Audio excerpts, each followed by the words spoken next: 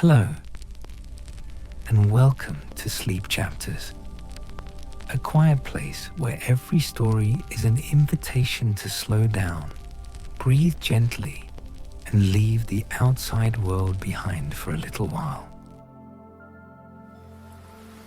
And now, please, close your eyes for a moment. Listen, it's rain, soft rain, falling over stone rooftops that have listened to stories for centuries. You're in Venice, but not today's Venice, full of voices and hurry. This is another Venice, a night in the 18th century when the canals slept in silence and only the candles inside the windows dared to stay awake. There's a street at the end of a damp stone bridge that almost no one remembers anymore. At the end of that street, there's a door with a golden light peeking out from beneath it. No one knows for certain what that room holds. But tonight, you're going to find out. There's no hurry. Tonight, you don't have to arrive anywhere. Just walk. Just listen. Just let the old city wrap around you, drop by drop, light by light, until the world outside disappears completely. Come. Venice is waiting for you in the rain. You feel the air first, cool, damp, carrying that scent of wet stone that only very old cities have. You're standing on a small stone bridge, arched like the back of a sleeping cat. Beneath your feet, the canal moves slowly, almost silently, only the soft murmur of water brushing against the walls. The rain falls fine, almost like a mist you could touch. It doesn't soak you all at once. It brushes your shoulders, dampens your hair, and you feel no cold. Only a strange calm, as if this rain had been falling for centuries just to keep you company. In the distance, a bell rings once. Then silence. The kind of silence that only exists in cities that have already gone to bed. Ahead of you, a wrought iron lantern lights up. Or perhaps it was always lit, and its golden glow trembles, reflected on the dark water of the canal. You breathe in slowly, the scent of salt water, old stone, and something faintly sweet, perhaps jasmine growing somewhere unseen along a wall, fills your chest, and for the first time in a long while, you feel no need to check the time, no need to be anywhere else. The rain has a rhythm all its own, patient and steady, like a hand resting gently on your shoulder. Somewhere behind you, soft and quick, you hear the padding of small paws on wet stone. You turn, but see nothing. Only a flicker of movement disappearing around the corner of a building. A shadow, or perhaps something more. You're here. Venice has let you in. And it seems already something is watching over your first steps. You walk slowly down a narrow street, so narrow you could almost touch both walls with your arms outstretched. The stones beneath your feet are polished smooth by centuries of quiet footsteps. To your right, a window with half-open shutters lets out a warm scent. Fresh baked bread, mixed with the sweet smoke of a fireplace. Somewhere inside that house, someone is preparing a late meal for a family that will soon go to sleep. You hear, faintly, the soft clatter of a wooden spoon against a pot, and a voice humming a tune too quiet to follow. Who lives behind that window? You may never know, but for a moment, that warmth is yours too. You keep walking. The street opens onto a small, almost empty square. In the center, a moss-covered stone well holds who knows how many secrets whispered by generations of neighbors. There, curled near the well, sits a small gray cat, its fur beaded with rain, its eyes catching the lantern light like two tiny coins. It watches you for a long moment. Then, unhurried, it rises and walks a few steps toward a narrow alley, pausing to look back at you, as if waiting. You follow, just a little. At the far end of the square, an old wooden door stands ajar, spilling golden light onto the wet street. A small workshop, still open despite the late hour. Something tells you it's worth getting closer. Few in this sleeping city knew what was hidden behind that half-open door, or why a small grey cat seemed so certain you should follow. You're about to find out. You gently push the door open. A tiny bell announces your arrival, but no one is startled. The cat slips in first, weaving between your ankles, and curls itself beneath a wooden stool, as though it has done this 100 times before. Inside, the air is warm and smells of old wood and beeswax. An elderly craftsman with weathered hands and a calm gaze is putting away his tools for the night. On his work table lie half-painted Venetian masks, gold, silver, trimmed with small pieces of velvet, each one catching the lamplight in a different way. He smiles at you, as if he'd been expecting you, though he's never seen you before. The rain brings the right visitors, he says, without pausing his tidying. He glances at the cat beneath the stool and chuckles softly. And she brings the ones who need it most. He asks nothing of you. He expects nothing. He simply lets you sit a while on a small wooden bench while an oil lamp crackles softly and the rain keeps tapping against the fogged-up window. You watch him work, his hands slow, sure, unhurried, the way only someone who has done this for a lifetime can move. On the wall behind him hangs a different mask, older, simpler, as if it had been there long before he was even born. That one, the craftsman murmurs, noticing your gaze, has a story. But that story is for later, when the night is even quieter.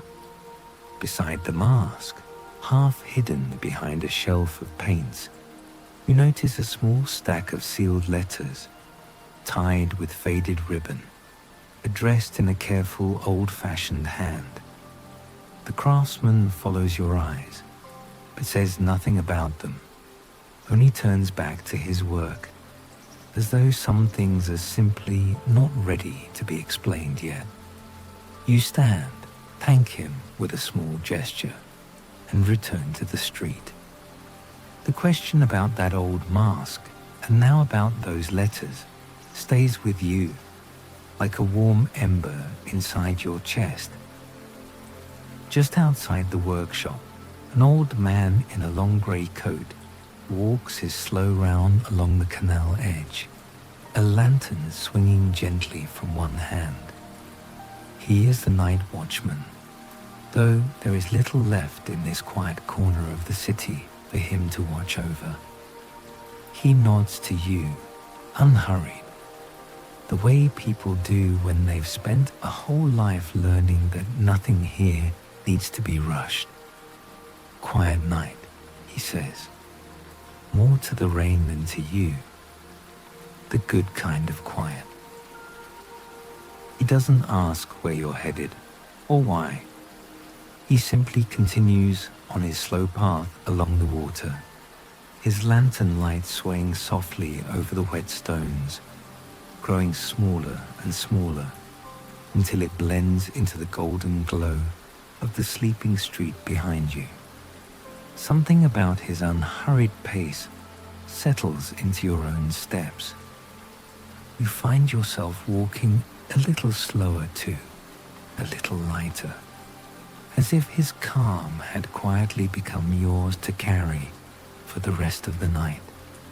Before you return to the square, he stops for a moment beside a small stone archway and gestures upward with his lantern.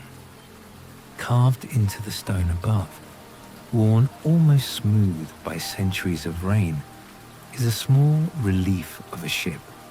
Its sails full, its bow pointed toward open water. They say, the watchman tells you, that whoever passes beneath this arch on a rainy night carries a piece of the sea with them afterward, wherever they go. I've walked under it more times than I can count. I still don't know if it's true, but I like to think it is. He tips his lantern towards you in a small farewell and continues on his slow rounds, his light swaying gently over the wet stones until it disappears around the bend. You stand beneath the archway a moment longer, feeling, perhaps only in your imagination, something settle quietly into place inside your chest, small and steady, like a stone dropped gently into still water. The cat does not follow you out this time. It only watches from the doorway, tail curled neatly around its paws, as if its job of guiding you here was already done. The street leads you back to the water. Now you stand before a wider canal, where a lone gondola glides slowly, almost silently, guided by a gondolier wrapped in a dark cloak. The oar dips in and out of the water in a soft, almost hypnotic rhythm. Splash, silence, splash, silence. The gondolier says nothing. He only glances at you for a moment, and with a slight nod, invites you aboard. There's no rush to decide. But something in his calm gaze tells you this journey on the water is exactly what you need tonight. You sit inside the gondola. The old wood creaks softly beneath your weight, as if it too were breathing. Nearby, another gondola passes in the opposite direction, its lantern swaying gently. Inside, an old couple sits close together beneath a shared blanket, saying nothing, simply watching the water, the way people do after a lifetime of not needing words. They nod to you as they pass, unhurried, and disappear again into the mist. And so, slowly, you begin to drift through the sleeping heart of Venice. As the gondola moved forward, the warmth of every lit window seemed to grow a little more, like small islands of shelter floating over the dark night. Before long, the canal widens once more, opening onto a quiet square lined with shuttered stalls, their awnings dripping steadily with rain. This is the fish market, though at this hour it holds none of its daytime noise. Empty wooden crates are stacked neatly along one wall. Coiled nets hang, drying beneath a stone archway, faintly smelling of salt and rope. Two more cats, thinner cousins perhaps, of the one who led you here, sleep curled together atop an overturned basket, undisturbed by the rain that can't quite reach them beneath the awning. The gondolier slows the boat here, letting you take it in. By morning, he says, this square will be full again. Voices, baskets, the whole city awake at once. But for now, it belongs only to the rain and to whoever passes through quietly enough not to wake it. You watch the empty stalls a while longer, feeling strangely as though you've been let in on something few people ever get to see. A city resting unwatched, simply being itself. Rain drips steadily from the edge of a striped awning, gathering into a small puddle that mirrors upside down. The lanterns strung along the market's edge. A single wooden sign, painted long ago with the faded shape of a fish, creaks softly on its hinge, swinging just enough to catch the light and lose it again. Somewhere beneath one of the stalls, a small pile of empty shells clatters faintly as one of the sleeping cats shifts, resettles, and falls still once more.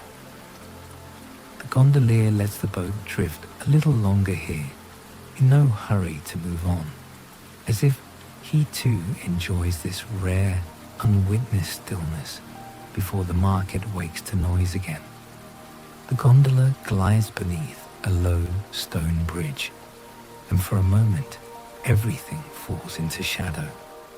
Only the water can be heard, the soft echo of the oar, and your own breathing growing slower. Coming out the other side, the canal opens up, and you see, reflected in the water, dozens of small golden lights, windows, lanterns, candles lit on wrought iron balconies covered in vines long past their bloom. This city, the gondolier finally says, his voice deep and calm, never fully sleeps. It only lowers its voice. Somewhere above, faint and half carried away by the rain, a voice begins to sing. It's a low, unhurried voice, singing something that sounds like a lullaby in a dialect you don't quite recognize. It comes from a high window, warm light glowing behind thin curtains, and then, just as gently as it started, it fades back into the sound of the rain. Who is she singing to? The question drifts with you down the canal, soft and unanswered, like the last note itself. Ahead, the gondola passes beneath a bridge slightly wider than the others, its stone railing worn smooth in two long lines, as if countless hands had rested there over the years, watching the same water pass by.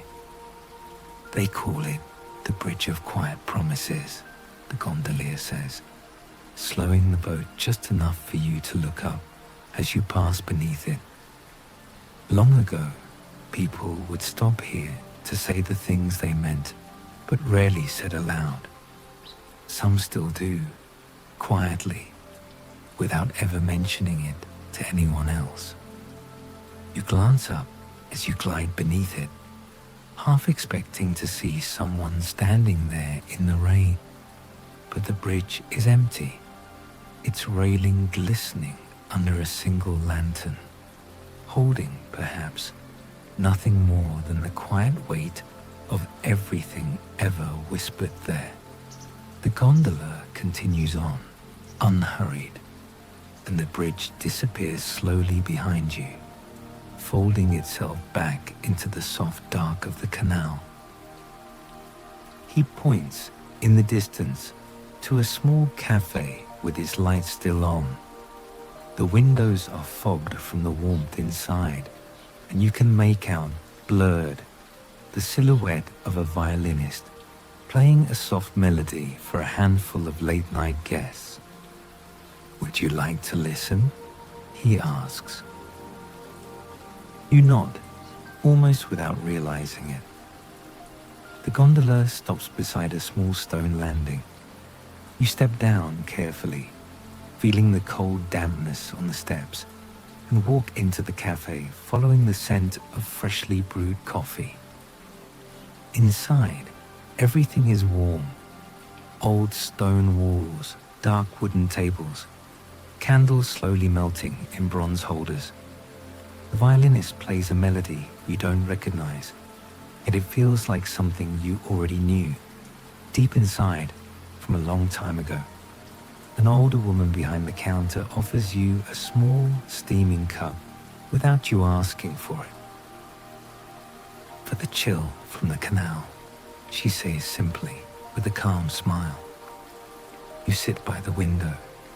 The glass is fogged, and with a distracted finger, you draw a small line, revealing, blurry, the wet street outside, the music, the warmth, the smell of coffee. It all blends into a feeling you had almost forgotten. The feeling of not having to be anywhere else.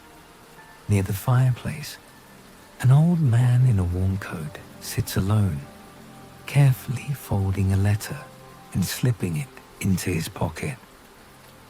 He catches you looking and offers a small, tired smile. "Every night," he says quietly, mostly to himself, "I come here to write to someone who will never write back. But the writing is enough." He says no more and looks back to the fire. You don't ask who. Some sadness in Venice is gentle, carried softly, not meant to be solved, only witnessed with kindness. He tucks the letter deeper into his coat pocket, pats it once, gently, the way someone might pat the hand of an old friend, and reaches instead for his own cup, long gone cold. He doesn't seem to mind. He simply wraps his hands around it anyway, out of habit more than need, and watches the fire a while longer in comfortable silence.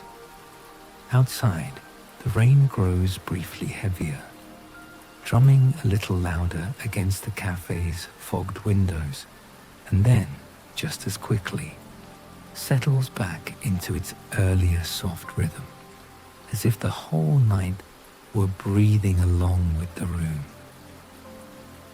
The violinist finishes his melody, and for a moment, the whole cafe settles into a comfortable hush. Only the crackle of candle wax, the soft clink of a spoon against porcelain, the rain against the glass. No one seems to mind the silence. In this small room, silence feels like another kind of warmth, something to be shared rather than filled. You wrap both hands around your cup, feeling the last of its heat soak into your fingers, and watch the candle flames lean and settle,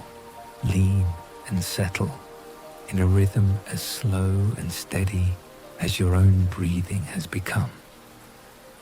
It's here, at this small table by the window, that you finally feel the noise of the outside world, your world, the one before, begin to fade away completely.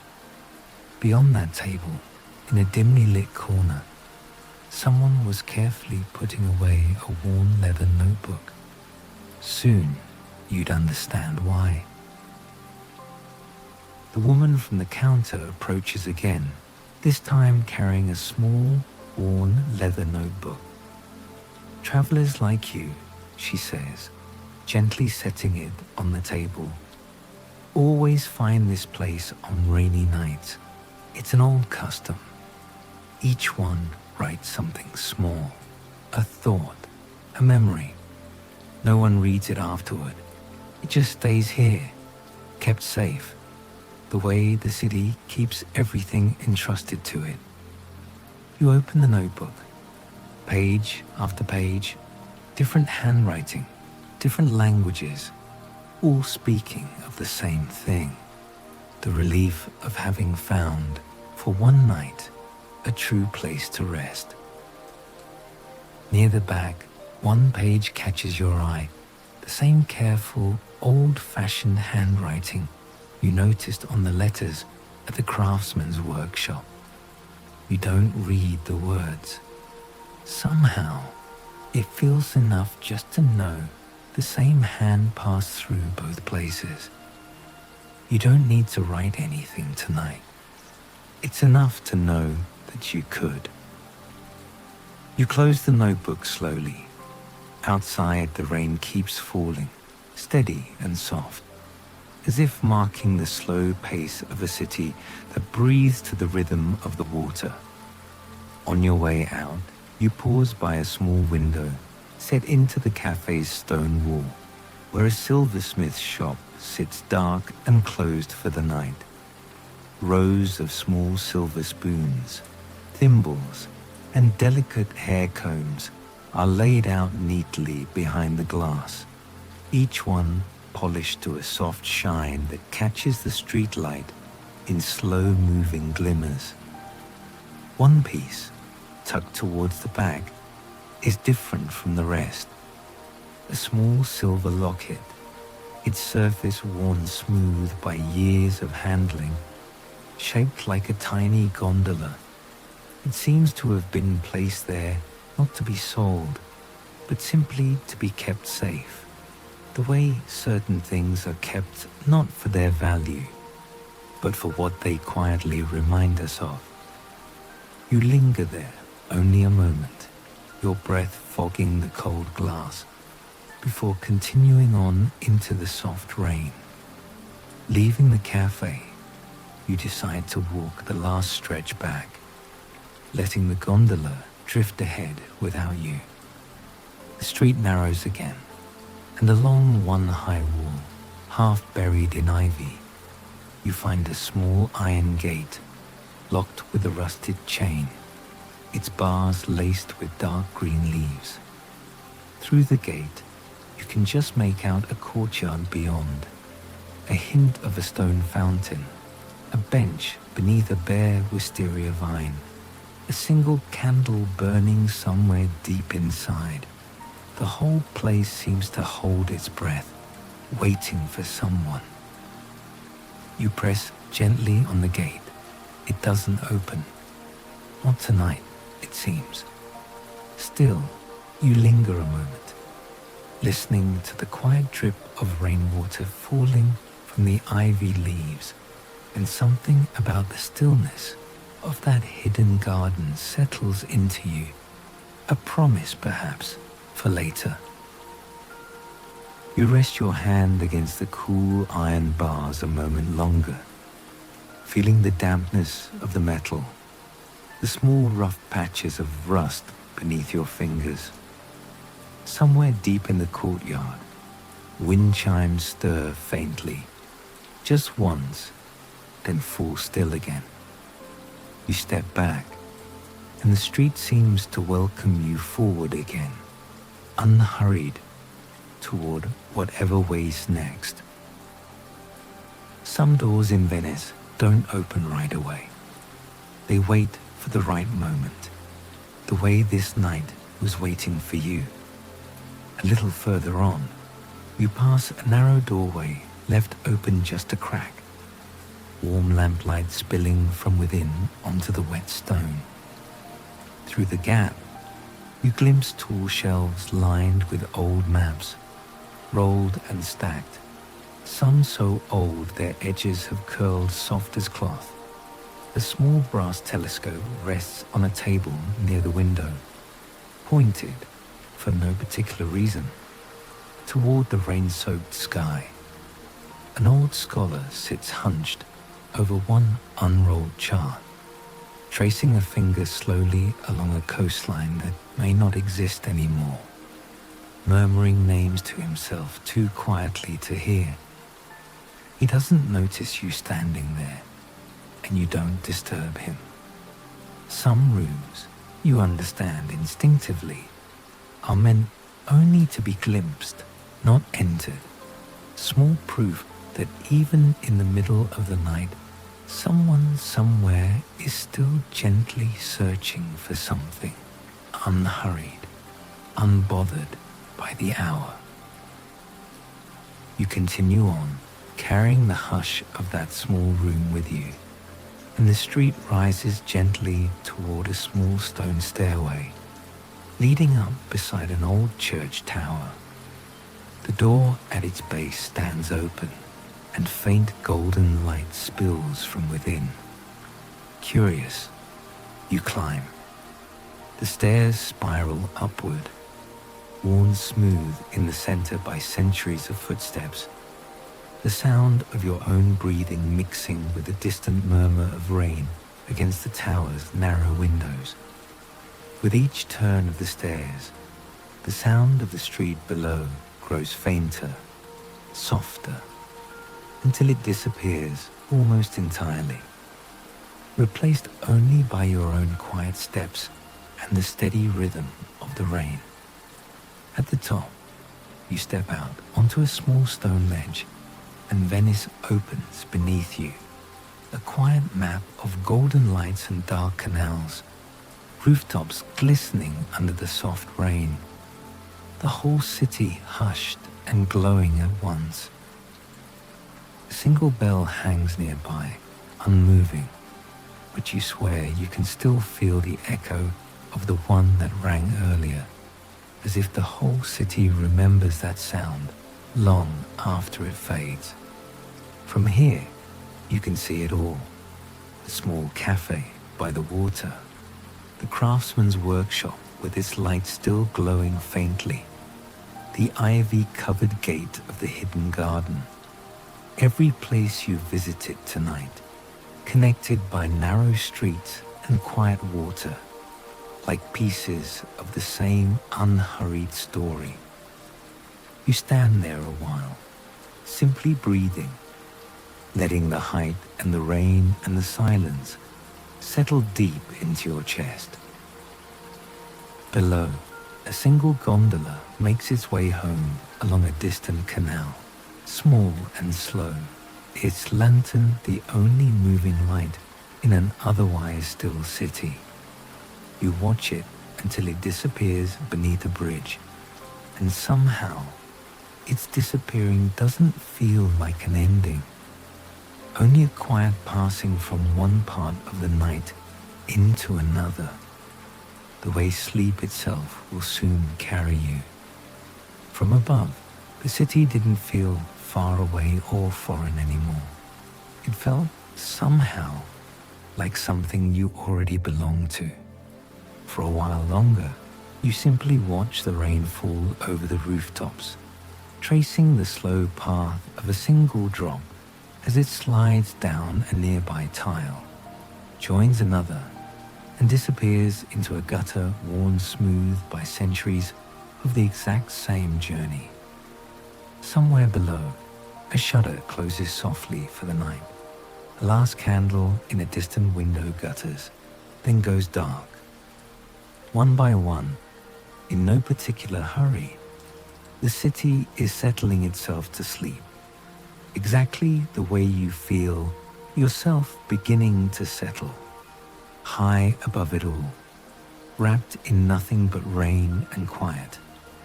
You make your way back down, and your steps lead you, almost on their own, back toward the small square with the mossy well. The workshop door is still ajar. The golden light still spills onto the wet street. The little grey cat sits just outside, as though it never moved. You step inside once more. The old craftsman waits, as if he knew you'd return. He carefully takes the old mask from the wall, the same one he promised to tell you about later, and places it gently in your hands. This mask, he says, his voice low, belonged to someone who, long ago, also arrived in Venice on a rainy night, tired, searching for a place to rest their soul. The city gave it to them, and before leaving, they left this mask behind as thanks, so that whoever needed it next would also find their shelter. You glance toward the stack of old letters on the shelf. The craftsman notices and nods slowly. Those were hers too, he says simply. Letters she wrote here, in this workshop, to the people she loved back home. Some were sent, some she kept, because the writing itself was the comfort she needed, much like the notebook at the cafe, much like the woman who still sings her mother's lullaby from that highest window every night without knowing exactly why she remembers it. The lullaby, the letters, the notebook, all of it quietly becomes one gentle thread, not a mystery to be solved, but a feeling passed hand to hand, window to window, across a city that keeps everything with care. You hold the mask. It weighs almost nothing, but somehow it feels like holding something much greater. The quiet certainty that this moment, this night, was exactly what you needed. The craftsman watches you a moment, his expression soft, unhurried. The same expression he probably wore for every traveler who has ever stood exactly where you're standing now. You don't have to understand all of it tonight, he says gently.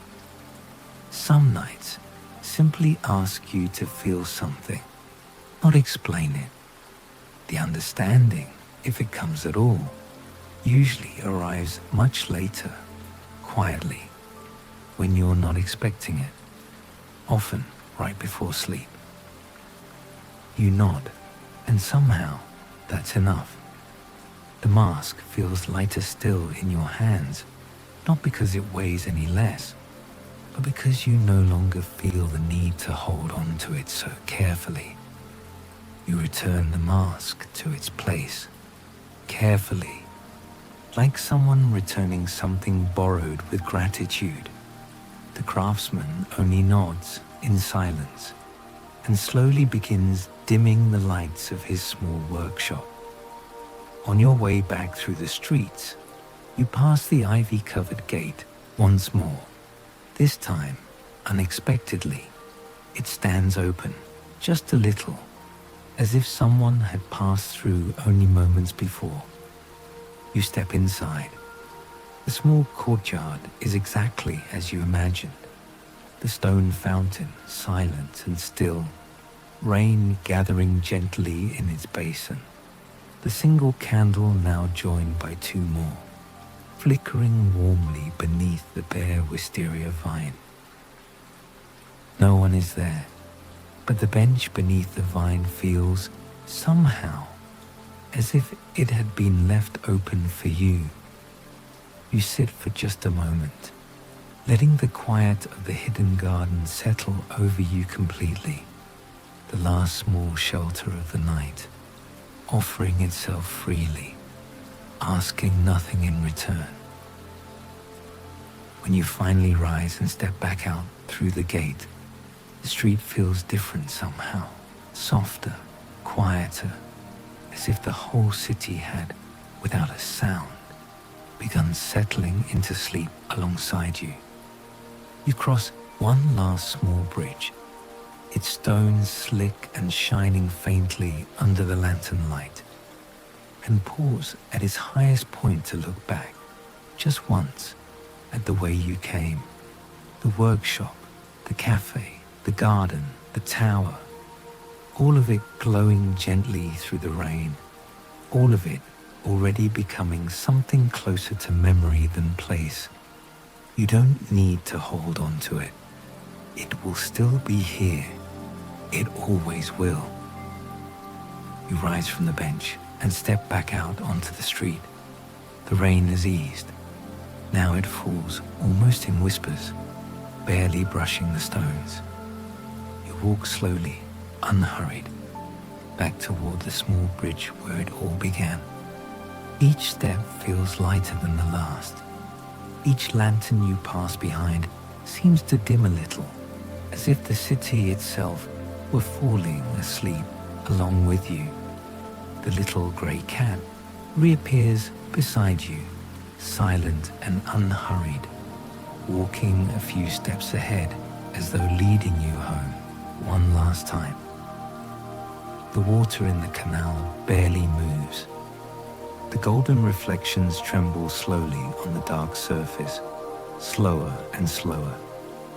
At the end of the street, you find a small stone inn, its wooden door ajar, a window glowing warm with the light of a lit fireplace. You step inside. No one else is there. Only a small room with a bed covered in thick wool and velvet blankets, and the fire crackling softly in the stone hearth. The cat slips in behind you and without hesitation curls itself into a small warm shape at the foot of the bed. You walk to the window. Outside, the rain keeps falling, fine and steady, over the rooftops of Venice. In the distance, the last gondola of the night glides silently towards some hidden canal, its light fading, little by little, into the mist. You draw the curtain halfway, leaving just enough of a gap to still see the soft glow of a lantern on the bridge outside, and turn back toward the warmth of the room. The floor creaks gently underfoot, an old, familiar sound, the kind old houses make when they too are settling in for the night. A single wooden chair sits near the hearth, a folded blanket draped over its back, as if it had been left there, quietly, for exactly this moment. You lie down. The blankets are heavy and warm. The sound of the fire, mixed with the rain against the glass, becomes the only music you need tonight. Your eyelids grow heavy. Your breathing slows, deepens. The fire settles into low, steady embers, glowing orange against the stone. The rain outside softens further, drop by drop, until it's little more than a whisper against the rooftops. Somewhere far below, the canal continues its slow, unhurried movement, patient as it has always been, patient as it will always be. You don't need to hold on to anything else tonight. Not the mask, not the letters, not the questions the city offered you.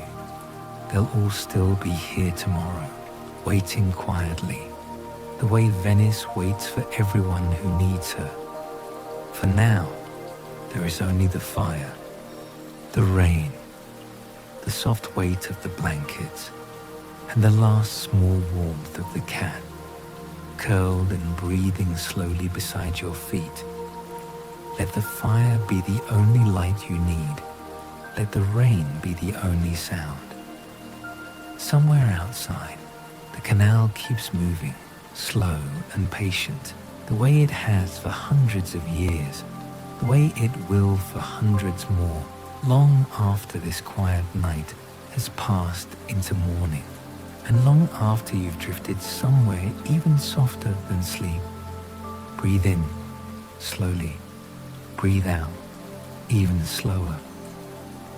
With every breath, the room grows a little warmer, a little quieter, a little further from anything that isn't this. The fire, the rain, the soft weight of the blanket settling around you like the tide settling gently against the shore. Somewhere far off, the last bell of the night rests silent in its tower, its work for tonight already done. Somewhere far off, the last gondola has reached its home, its lantern finally, gently going dark.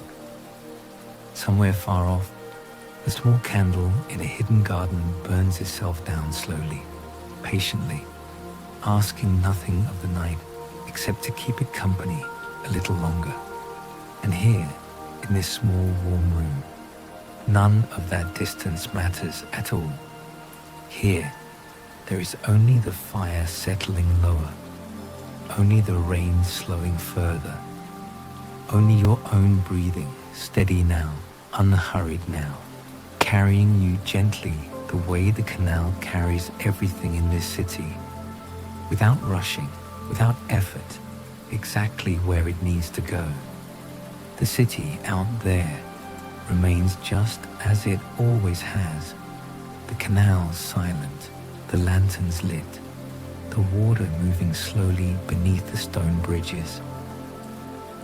But you're no longer walking its streets. You're here now, wrapped in warm blankets, a small cat sleeping quietly nearby, the sound of fire and rain carrying you toward a peaceful sleep. The old mask still rests in its place, in the small workshop, waiting for the next tired traveler who, on some rainy night, needs to find their own shelter. The hidden garden waits too, its gate resting quietly open for whoever needs it next. And somewhere, high above the canals, a lullaby will be sung again tomorrow night, carried gently from one window to the next, the way it always has been. And you've already found yours. If tonight's journey through Old Venice brought you a little peace, you'll always be welcome back at Sleep Chapters for another quiet journey, another night, another shelter waiting to be discovered. Rest now. The rain will keep falling softly all night long, just for you.